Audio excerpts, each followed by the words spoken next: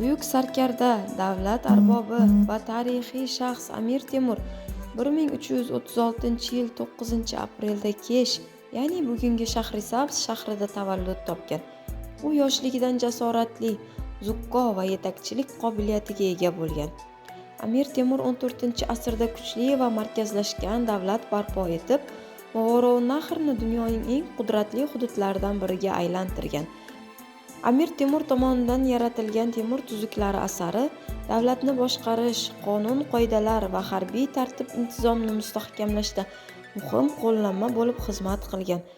Aziz kitobxonlar, agar siz ham buyuk ajdodimizning boy merosi va hayoti, faoliyati haqida yanada chuqurroq ma'lumotga ega bo'lishni istasangiz, sizni Quyi-Chirchiq tuman axborot kutubxona markaziga taklif etamiz. Bu yerda Amir Temur va Temuriylar davriga oid ko'plab va qiziqarli asarlar sizni kutmoqda. Keling, tariximizni birgalikda o'rganaylik, buyuk ajdodlarimiz merosidan ilhom olaylik va kelajak sari dadil qadam tashlaylik.